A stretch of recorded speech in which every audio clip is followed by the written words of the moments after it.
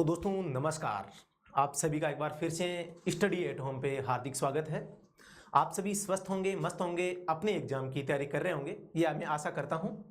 आज हम दोस्तों दिल्ली पुलिस ड्राइवर के बारे में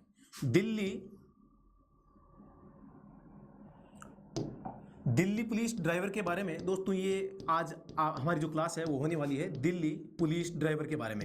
अगर दोस्तों आप भी दिल्ली पुलिस ड्राइवर की दोस्तों तैयारी कर रहे हैं तो ये क्लास आपके लिए बहुत ही काम की साबित होने वाली है और बहुत ही अच्छी क्लास आज आपको देखने को मिलेगी। और दोस्तों मैं बता देता हूं, आज जो स्टडी एट होम ऐप है हमारा, इस ऐप के ऊपर ऑनलाइन कोर्स भी चल रहा है, आप वो भी ज्वाइन कर सकते हैं। ई बुक हमने लॉन्च कर रखी है, वो भी आप ज्वाइन कर सकते हैं। तो शुरू करते हैं आज की क्लास। किसी भी प्रकार की आपको अगर कोई सुझाव देना हो, कोई आपको मतलब कि कोई समस्या आ रही है फॉर्म भरने से संबंधित, दस्तावेजों के संबंध में या क्लास के संबंध में, जिन्होंने स्टडी एट होम से पहले कोर्स ले चुके हैं, उनको अगर कोई दिक्कत आ रही है, कहीं पर भी कोई आपको समस्या आ रही है, तो आप इन नंबरों पे संपर्क कर सकते हैं और अपनी जो समस्या है उसे दूर कर सकते हैं। तो शुरू करते हैं दोस्तों आज की ये क्लास। आज की क्लास का दोस्तों ये पहला प्रश्न होगा। पहला प्रश्न है हमारे सामने, फिटनेस प्रमाण पत्र के संबंध में गलत कथन चुने। दोस्तों एक ही बात याद रखना, जहां पर गलत या नहीं है ऐसा आ जाए तो आपको उसको सबसे पहले गोला कर लेना है, ठीक है, ताकि हमें याद रहे कि हमें गलत बताना है। ठीक है। तो सबसे पहला ऑप्शन है, यह वाहन का योग्यता प्रमाण पत्र होता है। योग्यता यानी कि हम कहते हैं कि वाहन योग्य है चलने के, ठीक है। नंबर 2 है, यह वाहन का सक्षमता प्रमाण पत्र होता है, यानी कि वाहन है वो रोड पे चलने के लिए सक्षम है, ठीक है।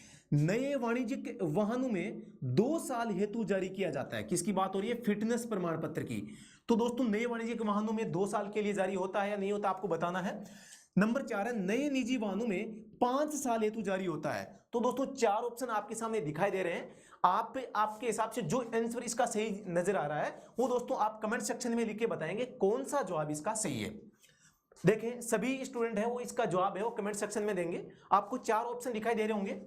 नंबर 1 वाहन का योग्यता प्रमाण पत्र, नंबर 2 सक्षमता प्रमाण पत्र, नंबर 3 नए वाणिज्यिक वाहनों में 2 साल हेतु जारी होता है, नंबर 4 नए निजी वाहनों में 5 साल हेतु जारी होता है। तो जो स्टूडेंट पहले से इसे पढ़ रहे हैं, जिनको याद है, उन्होंने कमेंट कर दिया होगा, मैं आशा करता हूं। और दोस्तों आपने सही जवाब दिया होगा, काफी स्टूडेंट है वो अच्छा जवाब दे रहे हैं, सही जवाब दे रहे हैं। तो दोस्तों मैं बता देता हूं, फिटनेस प्रमाण पत्र क्या होता है। वाहन होता है, वाहन के जो टायर होते हैं, बॉडी होती है, यानी कि वाहन कंप्लीटली अगर सड़क पर चलने के योग्य है या नहीं है, यानी कि उसकी फिटनेस है वो सही है या नहीं है। वाहन को सड़क पर चलाने के लिए सबसे जरूरी क्या होता है कि उसकी फिटनेस सही हो, यानी कि जब तक वाहन का फिटनेस सर्टिफिकेट आप नहीं बनाते हैं दोस्तों, तब तक सड़क पर आप गाड़ी नहीं चला सकते। तो इसलिए इसके संबंध में कहा जाता है कि इसका दूसरा नाम है योग्यता प्रमाण पत्र, बिल्कुल सही है। नंबर 2 इसका नाम है सक्षमता प्रमाण पत्र, बिल्कुल ये भी सही है। नंबर 3 नए वाणिज्यिक वाहन। दोस्तों जो कॉमर्शियल व्हीकल होते हैं, जो परिवहन वाहन होते हैं, जिनका प्रयोग हम सार्वजनिक स्थानों पर करते हैं, उन्हें दोस्तों वाणिज्यिक वाहन कहा जाता है। तो दोस्तों जो वाणिज्यिक वाहन होते हैं, इनमें जो फिटनेस प्रमाण पत्र होता है दोस्तों 2 साल के लिए जारी होता है, ये भी बात है वो सही है। अभी मैं नए नियम के बारे में भी बताऊंगा कि फिटनेस सर्टिफिकेट को लेकर है वो जो नया नियम है वो क्या है। नंबर 4 है नए निजी वाहन, यानी कि प्राइवेट व्हीकल वाहनों हेतु 5 साल हेतु जारी होता है। दोस्तों ये कथन गलत हो जाएगा। क्या हो जाएगा दोस्तों?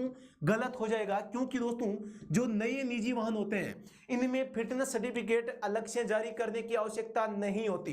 अब जारी करने की आवश्यकता नहीं होती तो आवश्यकता क्या होती है, इसके बारे में बता देता हूं। सबसे पहले इसका आप है ऑप्शन नंबर डी। दोस्तों जिन्होंने डी बताया है बहुत ही मतलब कि अच्छा जवाब आपने दिया है। अब मैं फिटनेस सर्टिफिकेट के बारे में बताता हूं। जो फिटनेस सर्टिफिकेट है दोस्तों, मोटर व्हीकल एक्ट यानी कि एमवीए 1988 की मैं बात करता हूं, यानी कि मोटर व्हीकल एक्ट। इसमें फिटनेस सर्टिफिकेट को लेकर क्या उल्लेख किया गया है, क्या बात बताई गई है? धारा 56 आप देखते हैं, जिसमें यह कहा गया है कि किसी भी वाहन को सड़क पर उपयोग करने या चलाने या उसे काम में लेने के लिए उस वाहन का फिटनेस सर्टिफिकेट है वो क्या है, जरूरी आवश्यक होगा। ये कहता है धारा 56 आवश्यक है वो होगा। दोस्तों इसके अलावा ये जो धारा 56 है, इसके तहत जो फिटनेस प्रमाण पत्र जारी किया जाता है वो दोस्तों फॉर्म संख्या आप कमेंट में बताएं, देखें कितनी होता है, सभी देखें सभी स्टूडेंट बताएं फॉर्म संख्या कितनी होती है जिसमें फिटनेस प्रमाण पत्र को जारी किया जाता है। तो दोस्तों इसका फॉर्म संख्या होता है 38 नंबर। तो आपको दो चीजें ये याद रखनी है कि आपकी धारा 56 है वो फिटनेस प्रमाण पत्र का उल्लेख करती है, और जो फॉर्म संख्या 38 है इसमें हमें फिटनेस प्रमाण पत्र हम जारी है वो करते हैं। इसके अलावा आपको एक दो चीजें और ध्यान रखनी है, जो अभी मतलब कि जो भी वाहन से संबंधित जो भी नियम होते हैं, अधिनियम होते हैं, वो कौन जारी करता है? मूर्त जारी करता है, यानी कि MORTH, यानी कि ministry of road transport and highways, जो कि हमारा एक मंत्रालय है। ठीक है, तो ये मूर्त ने एक फिटनेस सर्टिफिकेट को लेकर दोस्तों एक नया आदेश जारी किया है। क्या आदेश जारी किया है? इस आदेश में क्या है दोस्तों? इस आदेश में यह कहा गया है कि जो प्राइवेट व्हीकल होते हैं यानी कि P, जो निजी गाड़ियां होती है, इनका फिटनेस प्रमाण पत्र है वो दोस्तों 15 साल के लिए जारी किया जाएगा। तत्पश्चात 15 साल के बाद में 5 साल, प्रत्येक 5 साल के लिए जारी है वो फिटनेस प्रमाण पत्र जारी किया जाएगा।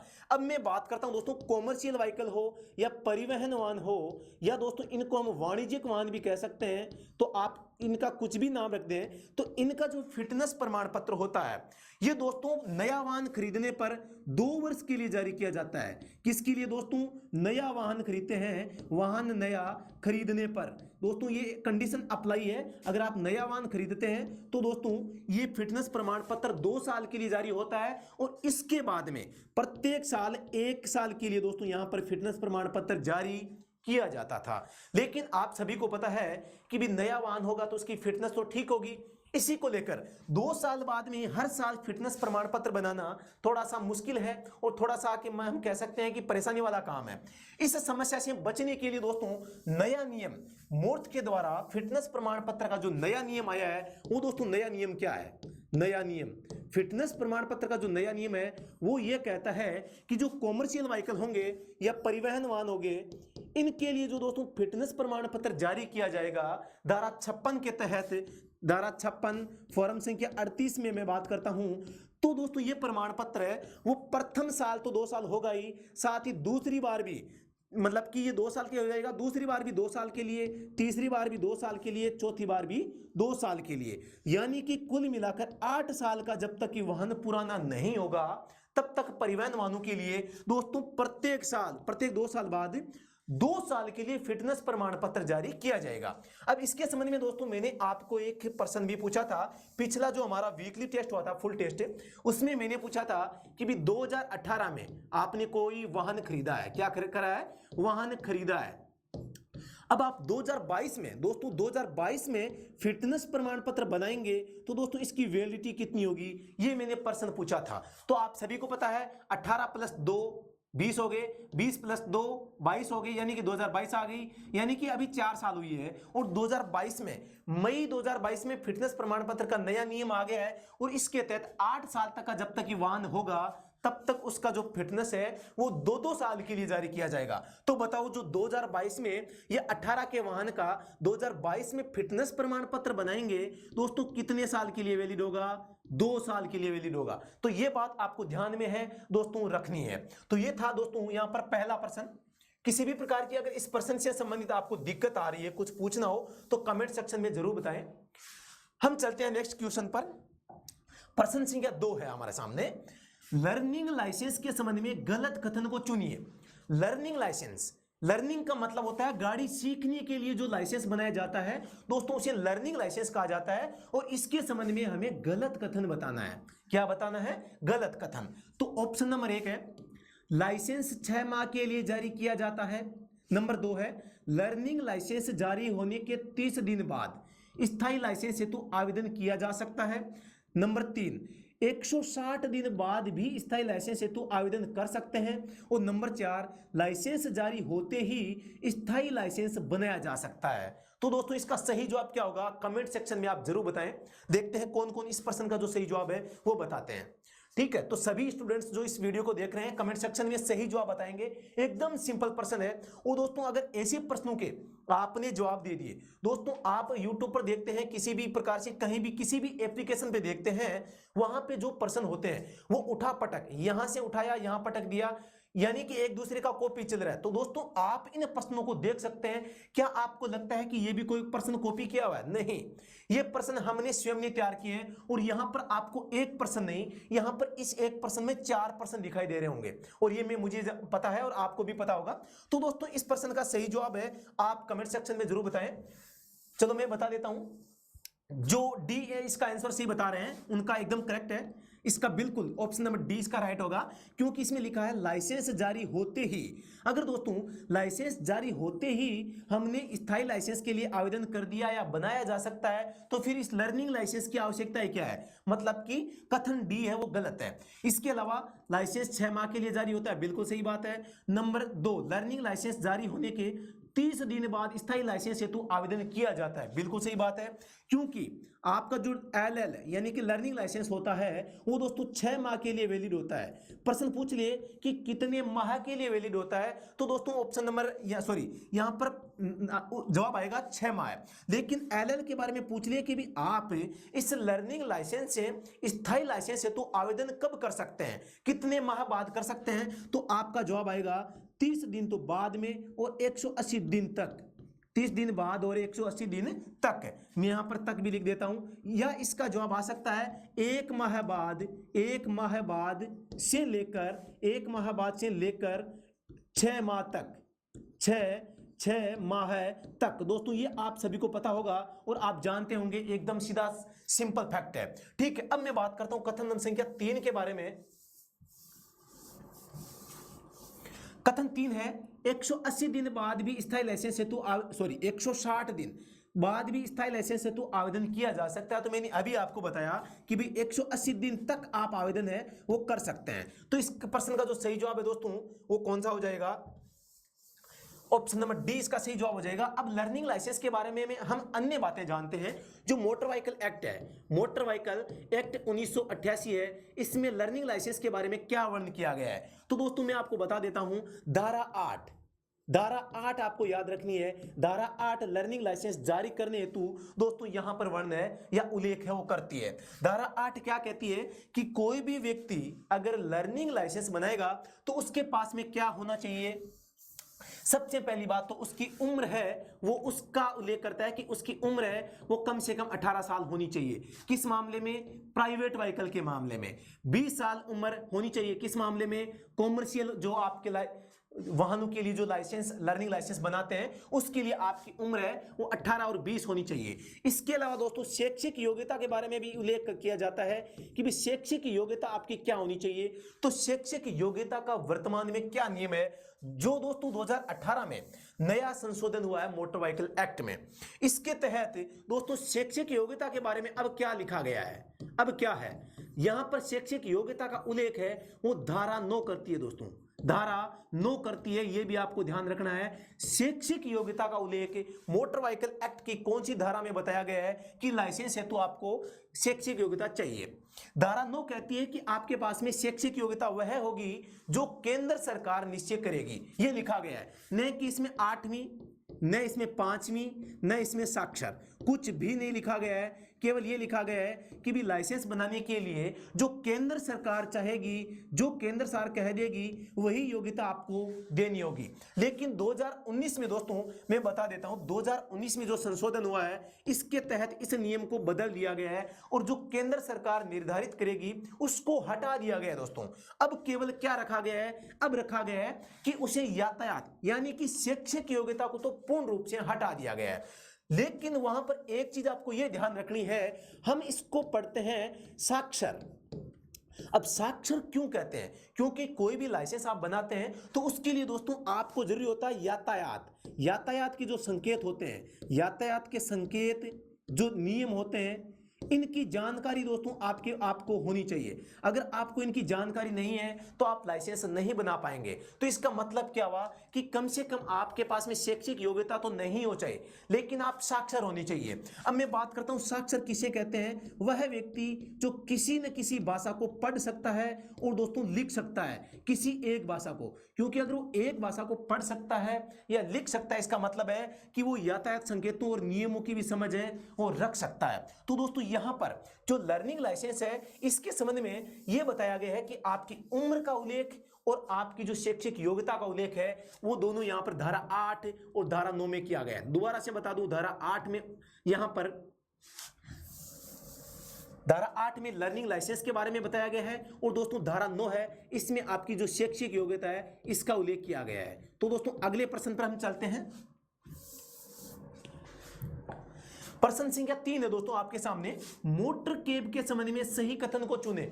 मोटर केब बहुत अच्छा प्रश्न है, कई बार एग्जाम में पूछा जा चुका है। यह प्रश्न दोस्तों इसरो के ड्राइवर में जो पेपर था उसमें पूछा गया था, लेकिन मैंने उसको थोड़ा सा मॉडिफाई करके आपके सामने रखा है। ड्राइवर सहित गाड़ी में 6 व्यक्ति बैठ सकते हैं, ड्राइवर के अलावा गाड़ी में 6 व्यक्ति बैठ सकते हैं, ड्राइवर के अलावा गाड़ी में 7 व्यक्ति बैठ सकते हैं, ड्राइवर के अलावा गाड़ी में 5 व्यक्ति बैठ सकते हैं। तो आपको बताना है मोटर केब। दोस्तों मैं आपको बता देता हूं, एक तो होती है मोटर केब, एक तो होती है मोटर केब, एक होती है दोस्तों मैक्सी केब। तो दोस्तों आपको इन दोनों में अंतर है वो आना जरूरी है। जब तक आप अंतर नहीं करोगे तब तक आप इस प्रश्न का हल है वो नहीं कर पाओगे। तो आप कमेंट सेक्शन में बताएं कि प्रश्न संख्या 3 का जवाब है वो क्या होगा। तो दोस्तों आप सभी कमेंट करेंगे, मैं आशा करता हूं।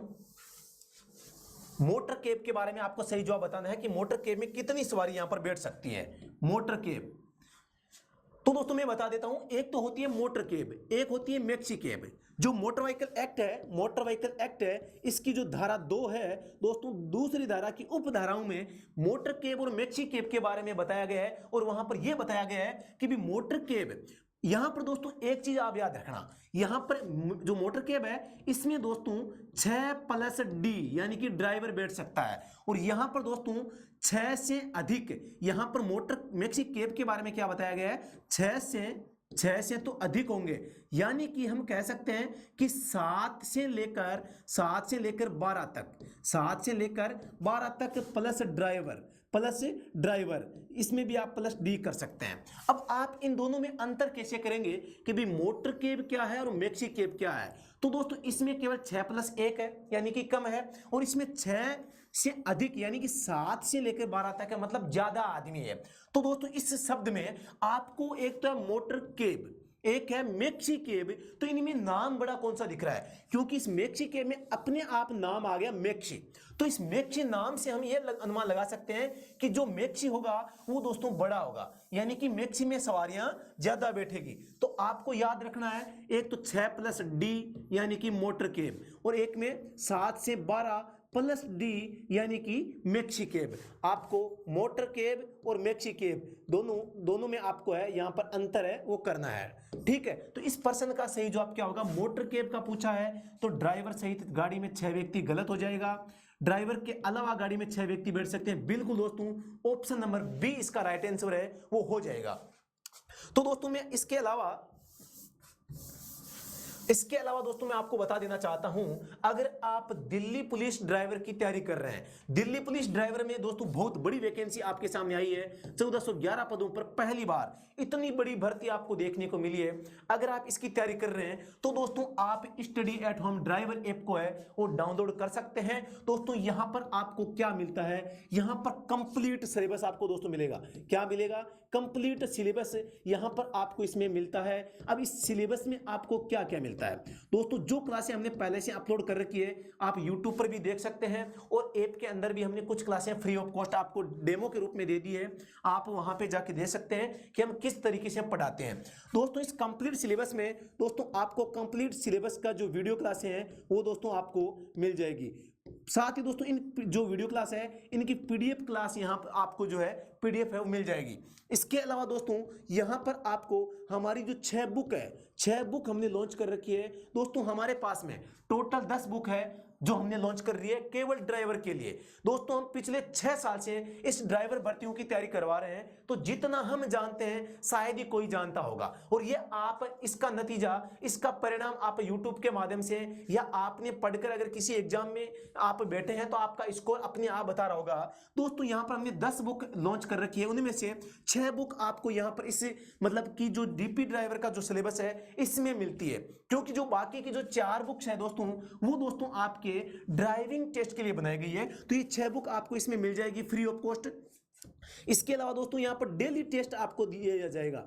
डेली टेस्ट है आपका ऐप के अंदर ऑनलाइन लिया जाएगा। साथ ही दोस्तों वीकली, साप्ताहिक दोस्तों यहाँ पर आपका फुल टेस्ट लिया जाएगा। साप्ताहिक फुल टेस्ट है वो आपको इस पर देखने को है मिलेगा, तो आप ये भी ज्वाइन कर सकते हैं। इसके अलावा मैं दोस्तों बता देता हूं, पिछली ड्राइवर भर्तियों के जो पेपर है, पिछले ड्राइवर भर्तियों के पेपर है, पिछले जो ओल्ड ड्राइवर जो पेपर है दोस्तों यहाँ पर कंप्लीटली विथ सॉल्यूशन आपको इस कोर्स के अंदर है वो मिलते हैं। अब मैं बात करता हूं दोस्तों इस कोर्स में अब तक हमने क्या करवा दिया है और क्या नहीं करवाया है। तो दोस्तों मैं इस कोर्स के बारे में आपको बता देता हूं। अब तक हमने इस पार्ट को दो भागों में बांटा था। एक तो था आपके ड्राइवर स्किल, और एक हमने देखा है ड्राइवर टेक्निकल। ठीक है, तो हमने इसको दो पार्टों में करवाने का प्रयास किया है। ड्राइविंग स्किल पर दोस्तों यहाँ पर हमने टोटल 42 क्लासें हैं वो ले ली है। कितनी क्लासें ले ली है दोस्तों?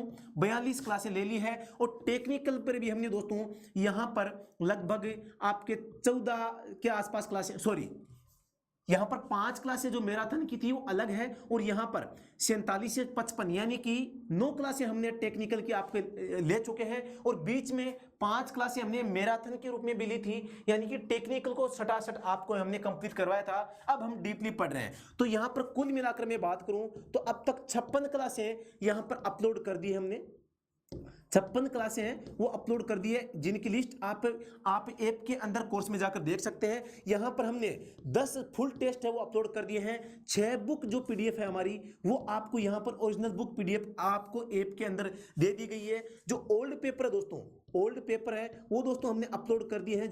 जिन्होंने कोर्स ले रखा है लगभग 22 प्लस आपको यहां पर पीडीएफ अभी मिल रही है, और 7 से 8 पीडीएफ है वो दोस्तों जल्दी आपको ओल्ड पेपर वाली है वो जल्दी मिल जाएगी। इसके अलावा डेली टेस्ट हम आपको रोजाना दे रहे हैं। अगर इनसे संबंधित किसी की भी कोई शिकायत हो तो आप कमेंट सेक्शन में बता सकते हैं, व्हाट्सएप पर आप संपर्क कर सकते हैं, नंबर आपको दिखाई दे रहे हैं। और आप अगर कोर्स को ज्वाइन करना चाह रहे हैं, अगर आपको कोर्स को ज्वाइन करना है तो नंबर आपको दिखाई दे रहे हैं, इन नंबरों पर संपर्क करके जानकारी ली जा सकती है, या स्टडी एट होम को प्ले स्टोर से आप डाउनलोड कर सकते हैं दोस्तों। इसके अलावा आपको मैं बता देता हूं, अगर आप पेड सर्विस नहीं लेना चाहते हैं, फ्री में पढ़ना चाहते हैं, तो भी दोस्तों फ्री कोर्स भी आपको यहां पर मिलता है।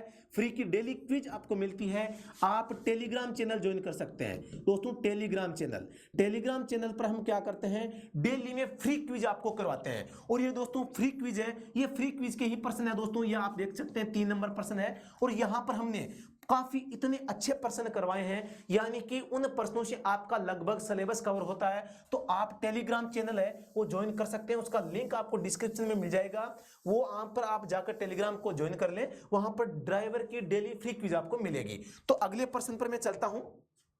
प्रश्न संख्या 4 है, मोटर वाहन अधिनियम 1988 के अनुसार मोटर वाहन के नष्ट होने या उसके कितने दिनों के भीतर उसका पंजीकरण रद्द करने के लिए आवेदन किया जाना चाहिए।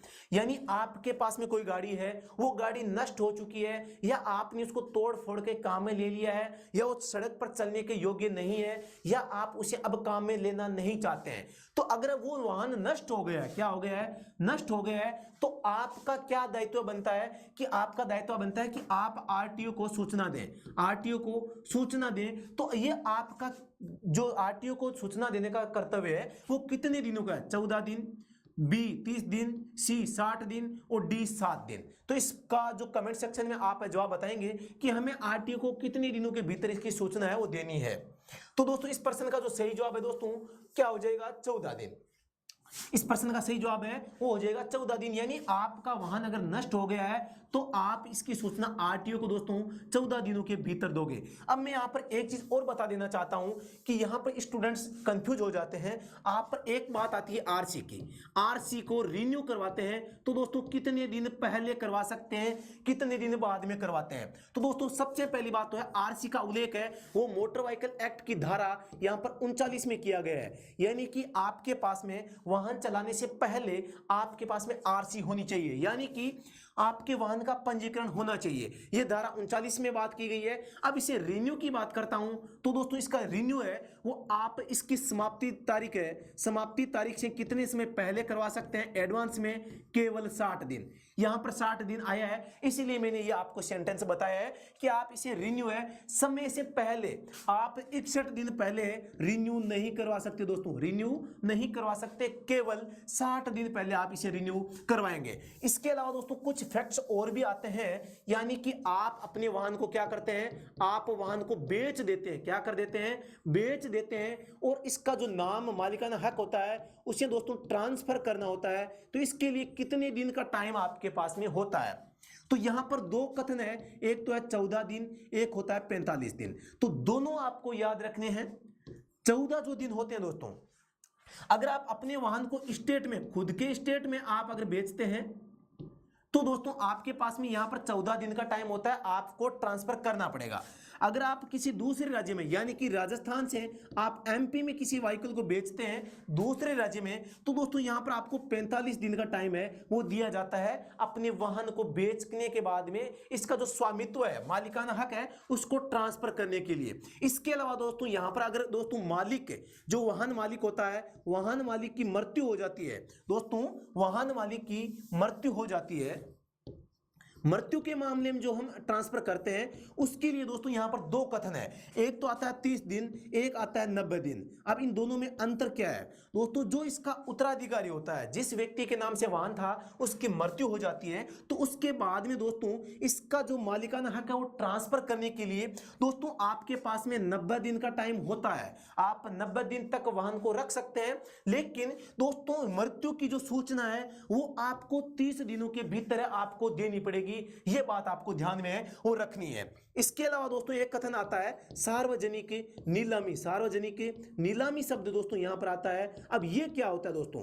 सार्वजनिक नीलामी का मतलब है कोई व्हीकल अगर सार्वजनिक नीलामी में नीलाम हुआ है, उसने आपने खरीद लिया है, उसका दोस्तों ट्रांसफर कब करेंगे? उसका मालिक जो उसका जो ओनर बनने के लिए आपको है 30 दिन के भीतर इसकी जो ट्रांसफर है इसको अपने नाम को पर है वो करवाना पड़ेगा। तो यहां पर आपको याद रखना है, ट्रांसफर अपने स्टेट में बेचने पर 14 दिन, दूसरे राज्य में बेचने पर 45 दिन, मृत्यु के मामले में 30 दिन में सूचना, 90 दिन में ट्रांसफर करवाना है। सार्वजनिक नीलामी के मामले में यहां पर 30 दिन के भीतर आपको कंप्लीट काम है वो करवाना पड़ेगा। इसके अलावा दोस्तों यहां पर मैंने आपको बताया था रिन्यूअल, एडवांस रिन्यूअल कितना था? 60 दिन का टाइम आपके पास में होता है। अब एक्सपायर, आपका व्हीकल है एक्सपायर हो गया, कब हो गया? 18 जुलाई 2022 को एक्सपायर हो जाता है। अब आप कितने दिन वाहन का प्रयोग कर सकते हैं दोस्तों? 0 दिन, एक भी दिन दोस्तों आप इस वाहन का प्रयोग नहीं कर सकते। तो दोस्तों अगले प्रश्न पर चलते हैं। प्रश्न संख्या हमारा नेक्स्ट है, प्रश्न संख्या 5 है, वाहनों में ब्रेक से ब्लीडिंग की जाती है जब, खाली यहां पर है आपको बताना है कब की जाती है। मैकेनिकल ब्रेक में हवा आ जाती है, हाइड्रोलिक ब्रेक में हवा आ जाती है, यांत्रिक ब्रेक में हवा आ जाती है, हाइड्रोलिक ब्रेक में पानी आ जाता है। तो दोस्तों ब्लीडिंग किसकी की जाती है दोस्तों? सबसे पहला आपको याद रखना है हवा की जाती है। किसकी की जाती है दोस्तों? हवा की जाती है। अब हवा की जाती है तो मतलब कि डी गलत हो गया, सी गलत हो गया। अब ये हवा किस में आती है? मैकेनिकल ब्रेक में हवा कहां से आएगी? मतलब कि ए भी गलत हो गया। नंबर 2 ऑप्शन, यानी कि हाइड्रोलिक ब्रेक में अगर हवा आ जाती है तो दोस्तों ब्लीडिंग की जाती है। ब्लीडिंग का मतलब है जो आपकी जो हाइड्रोलिक ब्रेक की जो लाइनें हैं उनमें एयर घुस गई है, उस एयर को दोस्तों बाहर निकालेंगे। बाहर निकालने को दोस्तों ब्लीडिंग कहा जाता है, यानी कि अंदर घुसी हवा को बाहर निकाल दें ताकि जो ऑयल होता है, जो लिक्विड होता है, वो अपना प्रेशर पूरा का पूरा बना सके। तो ऑप्शन नंबर इसका बी राइट आंसर हो जाएगा दोस्तों, ऑप्शन नंबर बी। अगले प्रश्न पर दोस्तों चलते हैं हम। प्रश्न संख्या 6 हमारे सामने है, लर्नर लाइसेंस के लिए वाहन के संबंध में गलत कथन चुने। जो लर्निंग लाइसेंस होता है इसके संबंध में आपको गलत कथन चुनना दोस्तों। नंबर 1 है, वाहन पर 18x18 का सफेद बोर्ड होना चाहिए, सफेद बोर्ड पर लाल रंग में एल लिखा होना चाहिए, एल की ऊंचाई 10 सेंटीमीटर होती है, और डी है एल की चौड़ाई 8 सेंटीमीटर होती है। बहुत अच्छा प्रश्न है दोस्तों। यहां पर मैं आपको एक चीज बताना चाहूंगा, यानी कि जो आपका लर्निंग लाइसेंस होता है उसके संबंध में यहां पर कथन पूछा गया है। आपकी जो गाड़ी होगी, जो आपने अगर लर्निंग लाइसेंस बनवाया है और आप गाड़ी सीख रहे हैं, तो दोस्तों आपके पास में जो गाड़ी है उस पर आपको एक बोर्ड लगाना पड़ेगा, उस बोर्ड पे आपको एल है वो लिखाना पड़ेगा दोस्तों इस प्रकार से। और ये बोर्ड है, इस बोर्ड का आकार क्या होगा, 18 सेंटीमीटर यहां से होगा, 18 से दोस्तों यहां से होगा, 18 यहां से और 18 यहां से, यानी कि हम कह सकते हैं 18 गुणा 18 सेंटीमीटर का क्या होगा दोस्तों, बोर्ड होगा। क्या होगा, BOARD बोर्ड होगा। ठीक है, अब यहां पर एल के आकार की बात करता हूं, तो एल का आकार दोस्तों जो इसकी हाइट है वो आपकी 10 सेंटीमीटर होगी। कितनी होगी, 10 सेंटीमीटर होगी। और इसकी जो चौड़ाई है दोस्तों कितनी होगी, 9 सेंटीमीटर होगी। और इसकी जो मोटाई है दोस्तों 2 सेंटीमीटर होगी। ये आपको जान लेना है दोस्तों। ठीक है दोस्तों, यहां पर कई यूट्यूबर ऐसे हैं जो इसको बार बार गलत पढ़ा रहे हैं, तो आपको यह टेंशन नहीं लेनी है। इसका क्लेरिफिकेशन आप कैसे करेंगे, जो CMVR है यानी कि सेंट्रल मोटर व्हीकल रूल है दोस्तों, इनमें दोस्तों यहां पर यह बताया गया है कि एल की साइज क्या होगी। और दोस्तों ये जो पर्सन है इसरो ड्राइवर में दोस्तों पूछा जा चुका है, कई बार पूछा जा चुका है। तो आपको यह बताना है कि जो बोर्ड है बोर्ड का कलर कैसा होगा। बोर्ड का कलर तो होगा दोस्तों व्हाइट, यानी कि बोर्ड तो व्हाइट कलर में होगा। एल किस में होगा दोस्तों, रेड कलर में होगा। एल किस में होगा, रेड में। इस बोर्ड की ऊंचाई और चौड़ाई क्या होगी, 18 गुणा 18 का होगा। इस एल की चौड़ाई 9 सेंटीमीटर होगी और इसकी हाइट है वो 10 सेंटीमीटर होगी। और इस एल की मोटाई होगी 2 सेंटीमीटर। तो यहां पर आपको गलत कथन कौन सा नजर आ रहा है दोस्तों, आप स्वयं इसका जवाब है देने का प्रयास करें। तो मैंने अभी बताया था कि इसकी चौड़ाई 9 सेंटीमीटर होती है, यहां बता रखी है आपको 8 सेंटीमीटर, यानी कि ऑप्शन नंबर डी आपका सही हो जाएगा। अगले प्रश्न पर हम चलते हैं।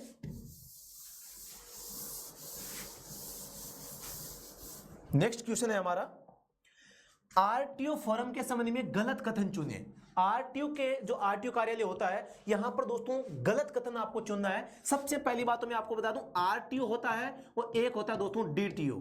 एक होता है आरटीओ, एक होता है डीटीओ। अब आरटीओ में डीटीओ में क्या फर्क होता है, ये तो होता है रीजनल ट्रांसपोर्ट ऑफिसर, और ये होता है डिस्ट्रिक्ट ट्रांसपोर्ट ऑफिसर। यानी कि इसमें आरटीओ क्या होता है दोस्तों, बड़ा होता है। क्या होता है, बड़ा होता है। और इस आरटीओ के अंडर में दोस्तों यहां पर आपके 3-4 डीटीओ काम है वो करते हैं। हर जो आपका है, इस जो आपका आरटीओ है इसके अंदर क्या है, मतलब कि 3-4 डीटीओ काम करते हैं। तो बड़ा कौन होता है, डीटीओ होता है। तो अब बात करते हैं कि भी लाइसेंस जारी कौन करता है। तो दोस्तों दोनों ही आपके ऑप्शन है सही हो सकते हैं, डीटीओ भी कर सकता है और आरटीओ भी कर सकता है। जो आपके तहसील लेवल पे, जिला लेवल पे दोस्तों जो होते हैं वो डीटीओ होते हैं, न कि आरटीओ होते हैं। आरटीओ 3-4 जिलों में भी एक हो सकता है या 2 जिलों में एक हो सकता है। तो यहां पर पूछा है कि आरटीओ के संबंध में गलत कथन बताना है। तो यहां पर देखें, फॉर्म संख्या 1 फिटनेस का स्वघोषणा पत्र होता है। नंबर 2, फॉर्म 4 में लाइसेंस के लिए आवेदन किया जाता है। नंबर 3 है फॉर्म 9 में लाइसेंस रिन्यू है तो आवेदन किया जाता है।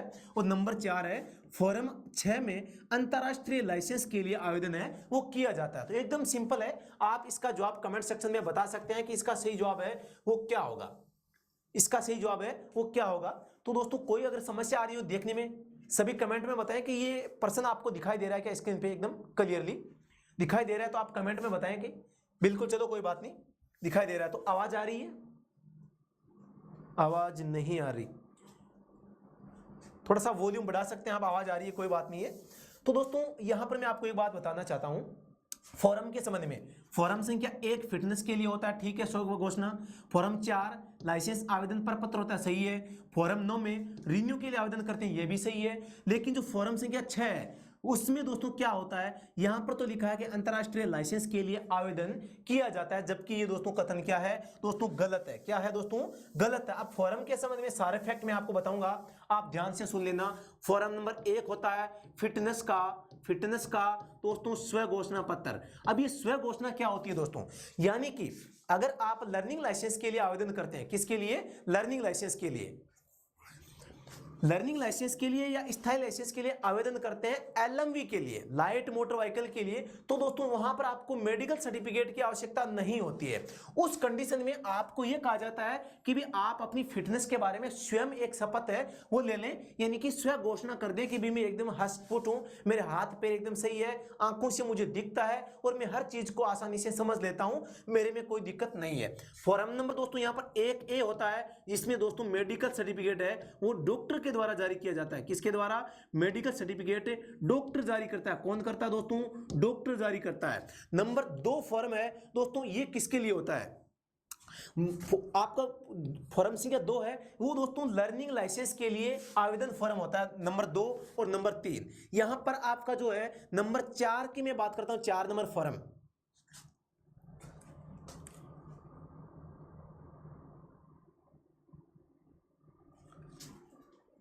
आवाज में समझ आ रही है कोई? तो कमेंट सेक्शन में बताएं कि आवाज में कोई दिक्कत आ रही है तो।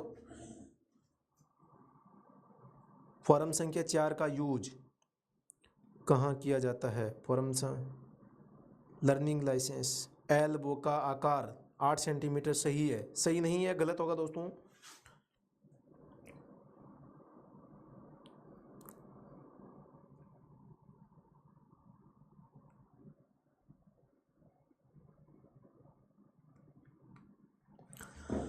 तो दोस्तों यहां पर चलो हम कोई क्लास में कोई दिक्कत आ रही तो कमेंट सेक्शन में जरूर बताएं। तो दोस्तों यहां पर मैंने बताया था हम कहां थे।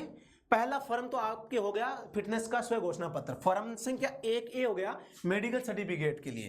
दोस्तों नंबर 2 फॉर्म है वो लर्निंग लाइसेंस LL के लिए दोस्तों आवेदन फॉर्म होता है। क्या होता है दोस्तों? LL के लिए आवेदन फॉर्म होता है। और फॉर्म संख्या 3, इसमें दोस्तों LL को जारी किया जाता है। क्या किया जाता है? यानी कि लर्निंग लाइसेंस को जारी किया जाता है। फॉर्म संख्या 4 में दोस्तों DL के लिए आपको आवेदन करना होता है। किसके लिए दोस्तों? DL के लिए आवेदन। मैं सटासट बता देता हूं, यहां पर टाइम ज्यादा लगेगा दोस्तों, फिर से मैं आपको रिवाइज कर सकता हूं। फॉर्म संख्या 1 की बात करते हैं तो दोस्तों फिटनेस का स्व घोषणा पत्र। फॉर्म संख्या 1A दोस्तों मेडिकल सर्टिफिकेट होता है HMV लाइसेंस के मामले में, या आप LMV लाइसेंस बनाते हैं 40 साल की उम्र के बाद में। फॉर्म संख्या 2 की बात करते हैं, लर्निंग लाइसेंस के लिए आवेदन किया जाता है। फॉर्म संख्या 3 जिसमें लर्निंग लाइसेंस को जारी किया जाता है। फॉर्म संख्या 4 है दोस्तों, 4 में आप DL यानी कि स्थायी लाइसेंस के लिए आप आवेदन करते हैं। फॉर्म संख्या 5 है ड्राइविंग स्कूल के द्वारा आपको गाड़ी सीखने का प्रमाण पत्र जारी किया जाता है। फॉर्म संख्या दोस्तों 6 है दोस्तों, इसमें आपको ड्राइविंग लाइसेंस जारी किया जाता है। यहां पर फॉर्म संख्या 9 है दोस्तों, ड्राइविंग लाइसेंस को रिन्यू करवाने के लिए काम आता है। तो यहां पर इस प्रकार के जो आपके इंपोर्टेंट जो है वो आपको मैंने आपको बता दिए हैं। इसके अलावा आप जानना चाहते हैं कि 8 नंबर क्या होता है? 8 नंबर में श्रेणी जोड़ने का उल्लेख किया जाता है, यानी कि आप लाइसेंस में श्रेणी जोड़ना चाहते हैं या हटाना चाहते हैं। 7 नंबर है दोस्तों आपका स्मार्ट कार्ड का जो आपका है लाइसेंस वो इसमें जारी किया जाता है 7 नंबर फॉर्मेट में। तो ये आपको चीजें ध्यान में रखनी है। तो इस प्रश्न का सही जवाब क्या हो जाएगा दोस्तों? फॉर्म संख्या 6 अंतरराष्ट्रीय लाइसेंस के लिए नहीं होता। फॉर्म संख्या 6 किसके लिए होता है? पहली बात तो DL जारी किया जाता है। दूसरी बात 6A जो फॉर्म होता है इसमें दोस्तों अंतरराष्ट्रीय जो लाइसेंस होता है उसका उल्लेख है वो किया गया है। तो ये आपका प्रश्न का डाउट पूरा का पूरा क्लियर हो गया होगा, ये मैं आशा करता हूं। अगला प्रश्न देखते हैं, बहुत अच्छा प्रश्न है दोस्तों। यहाँ पे अस्थायी परमिट के लिए खालिस्तान में आवेदन किया जाता है। अस्थायी परमिट, टेम्परेरी परमिट की बात कर रहे हैं। P temp, T permit, TP temp और टेम्प परमिट। तो यहां पर इसका सही जवाब क्या हो जाएगा दोस्तों? मैं बता देता हूं, मुझे पता है किसी को याद नहीं होगा दोस्तों ये। तो दोस्तों इस प्रश्न का सही जवाब है P टेम्प, यानी कि जो परमिट है वो टेम्परेरी है। परमिट है वो टेम्परेरी है। ऑप्शन नंबर 1 इसका सही जवाब हो जाएगा। अगले प्रश्न पर हम चलते हैं।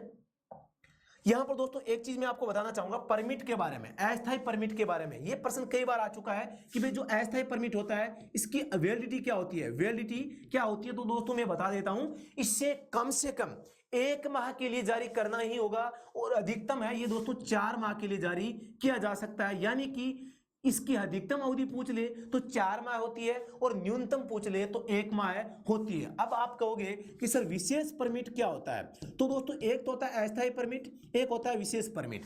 अब आपको विशेष परमिट में की आवश्यकता कब पड़ेगी? जब आप यानी कि अस्थायी परमिट 4 माह से ज्यादा चाहिए तो आपको विशेष परमिट जारी करवाना पड़ेगा, और इसकी अवधि होती है 4 से अधिक और 12 माह तक। आपको ये चीज ध्यान रखनी है कि भाई अस्थायी परमिट तो होता है 1 से 4 माह तक के बीच में, और जो विशेष परमिट होता है वो 4 माह से 12 माह के बीच में होता है। अब मैं बात करता हूं स्थायी जो आपका परमिट होता है। दोस्तों स्थायी परमिट है वो दोस्तों 5 साल के लिए जारी किया जाता है, ये बात आपको ध्यान में है और रखनी है। आगे मैं बात करता हूं, यहां पर दोस्तों एक प्रश्न और भी पूछा जा सकता है परमिट के संबंध में कि भाई जो राष्ट्रीय परमिट होता है, नेशनल परमिट होता है, ये क्या होता है। तो दोस्तों ये इसमें आपको गृह राज्य सहित आपको 3 राज्यों में गाड़ी चलाने का हक दिया जाता है, ये भी आप ध्यान रखें। ये भी किसी ने कमेंट में पूछा था तो मैंने आपको बता दिया है। अगले प्रश्न पर मैं बात करता हूं दोस्तों, प्रश्न संख्या नेक्स्ट है हमारा, निम्न में से गलत कथन को चुनना है, यानी इनमें से गलत कथन कौन सा है। नई कार का योग्यता प्रमाण पत्र 15 साल के लिए जारी होता है। दोस्तों यहां पर ये योग्यता क्या है, फिटनेस प्रमाण पत्र को ही योग्यता कहते हैं, और ये आज का हमारा पहला प्रश्न भी था, तो इसका जवाब आप कमेंट सेक्शन में तुरंत देंगे। नंबर 2 है, वाहन के सक्षमता प्रमाण पत्र के बिना पंजीकरण संभव नहीं है। नई कार का एक बारगी कर 15 साल के लिए जमा होता है, और नई कार का प्रदूषण प्रमाण पत्र 6 माह तक के लिए दोस्तों जारी होता है। तो यहां पर आपको गलत कथन बताना है। क्या बताना है दोस्तों, गलत कथन बताना है। यहां पर गलत कथन कौन सा होगा ये बताना है। तो नई कार का योग्यता प्रमाण पत्र 15 साल के लिए, कार का उल्लेख है यानी कि निजी गाड़ी है, मतलब कि फिटनेस है, वो दोस्तों 15 साल के लिए जारी किया जाएगा। दोस्तों कथन एक है वो सही है। वाहन के सक्षमता प्रमाण पत्र के बिना पंजीकरण संभव नहीं। दोस्तों बिल्कुल, जब तक कि वाहन का आप फिटनेस नहीं बनवाएंगे तब तक पंजीकरण है वो नहीं करवाया जा सकता दोस्तों, तो ये भी सही है। नई कार का एक बारगी कर, वन टाइम टैक्स, जिसे हम कहते हैं नई कार, कार का मतलब है निजी गाड़ी है, तो यहां पर 15 साल के लिए पे होता है, ये भी दोस्तों सही है। अब मैं आपको एक चीज और बताना चाहूंगा, यहां पर बात आ जाए प्राइवेट या निजी गाड़ी की, या कार की बात आ जाए, या निजी कार की बात आ जाए, तो यहां पर आपका आरसी है दोस्तों 15 साल के लिए बनाया जाएगा। आपका जो फिटनेस है वो भी दोस्तों यहां पर 15 साल के लिए जारी होगा, और दोस्तों यहां पर टैक्स जो आपका भरा जाएगा वो भी दोस्तों 15 साल के लिए जारी होता है। तो इन तीनों चीजों को आपको याद रखना है। निजी कार या जो आपके प्राइवेट व्हीकल होते हैं, इनके मामले में आरसी हो, चाहे फिटनेस हो, चाहे टैक्स हो, तो दोनों तीनों ही चीजें हैं दोस्तों इसमें 15 साल के लिए जारी है वो की जाती है। तो दोस्तों ये आज का अंतिम प्रश्न था।